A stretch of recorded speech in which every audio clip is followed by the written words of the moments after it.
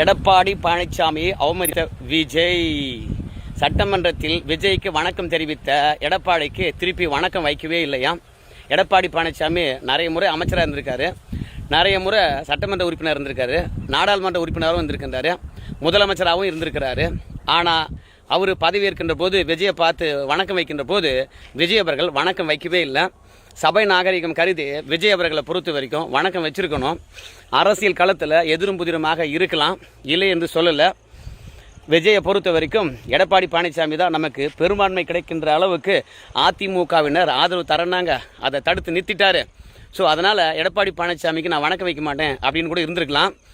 இல்லை, செங்கோட்டையனை பொறுத்த வரைக்கும் எடப்பாடி பழனிசாமி தான் என்னை கட்சி விட்டு நீக்கினார், அந்தால் எப்பேற்பட்டோம் தெரியுமா அப்படின்னு பொய்யா சொல்லியிருக்கலாம்.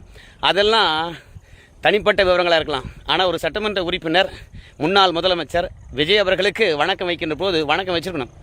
நம்ம முதலமைச்சரை பொறுத்த வரைக்கும் எடப்பாடி பழனிசாமிக்கு வணக்கம் வைக்காத பெரிய விஷயம் இல்லை. ஆனால் 4 பேருக்கு வணக்கம் வைக்கும்போது நம்ம வணக்கம் வைக்கும்போது திருப்பி வணக்கம் வைக்கணும். இல்லைன்னு வச்சுங்களேன், அது அவமரியாதை தான். ஏற்கனவே சமூக வலைத்தளத்தில் ஒரு கருத்து ஓடிக்கிட்டே இருக்குது. என்ன தெரியுமா, எடப்பாடி பழனிசாமிக்கு வணக்கம் வைக்கின்ற போது வணக்கம் வைக்காத, அரசியல் நாகரிகம் தெரியாத நம்ம முதல்வர் விஜய் இன்னைக்கு முன்னாள் முதலமைச்சர் ஸ்டாலின் அவர்களை சந்தித்து, அப்புறம் வைகோ அவர்களை சந்தித்து, அன்புமணி ராமதாஸை சந்தித்து, அப்புறம் நம்ம சீமான் அவர்களை சந்தித்து புதிய அரசியல் நாகரிகத்தை உருவாக்குறாராம். எதிர் அரசியல் கட்சிகளாக இருந்தால் எளியும் பூனையுமா இருக்கக்கூடாது, எதிரிகளாக இருக்கக்கூடாது. கொள்கை என்பது வேற, கோட்பாடு என்பது வேற. ஆனால் அரசியலை தாண்டி நம்மெல்லாம் நட்பாக இருக்கணும் அப்படின்னு புதிய அரசியல் நாகரிகத்தையே உருவாக்குறாராம் நம்ம விஜய்.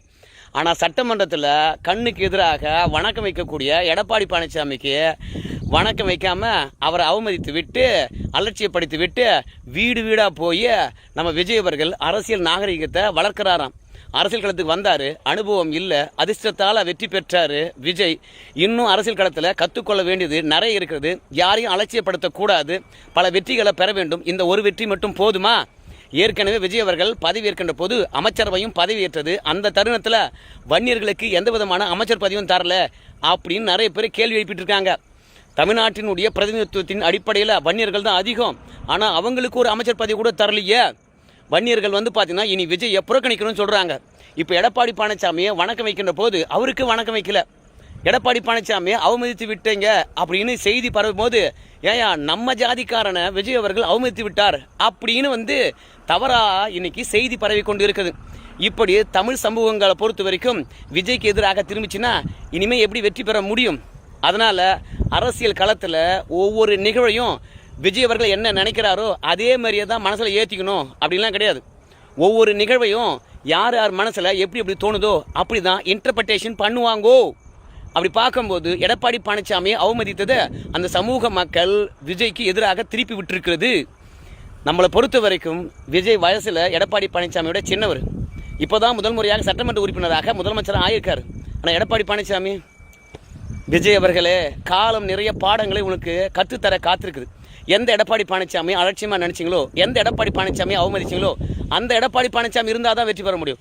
அந்த எடப்பாடி பழனிசாமி இருந்தால் தான் நம்ம முதலமைச்சர் ஆக முடியும். அந்த எடப்பாடி பழனிசாமி இருந்தால் தான் நம்ம கட்சி வெற்றி பெறும் அப்படின்ற நிலை வரும்.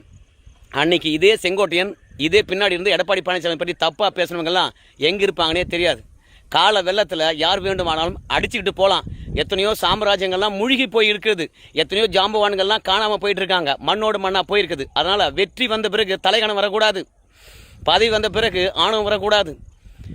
ஒரு மனிதனுடைய தகுதி உயர பணிவு வரணுமா? ஆனால் உங்களுக்கு அப்படி இருக்கிற மாதிரி தெரியலையே. எடப்பாடி பழனிசாமியை போய் அவமதிக்கலாமா? அந்த மனுஷன் ஒரு விவசாயி, எளிய இடத்துலேருந்து மேலே வந்திருக்கிறான். அந்த ஆளுடைய அனுபவம் இருந்தால் நீ எங்கேயோ போயிருக்கலாம். ஆனால் செங்கோட்டன் பேச்சை கேட்டீங்களோ இல்லை யார் பேச்சை கேட்டீங்களோ தெரியல, சட்டமன்றத்தில் எடப்பாடி அவமானப்படுத்திட்டீங்க பாருங்கள். நீங்கள் அரசியல் தலைவரே கிடையாது. இன்னும் பல பாடங்கள் கற்க வேண்டும். உங்களை எல்லாரும் தற்குறின்னு சொன்னாங்க. நான் அப்படி சொல்ல விரும்பலை. ஏன்னா முதலமைச்சர் பதவியில் இருக்கிறீங்க, அந்த பதவிக்கு நான் மதிப்பு தரணும்ல. சரி நண்பர்களே, எடப்பாடி பழனிசாமி இவர் மதிப்பு கொடுத்து தானே அவருடைய மதிப்பு உயரப்போகுது.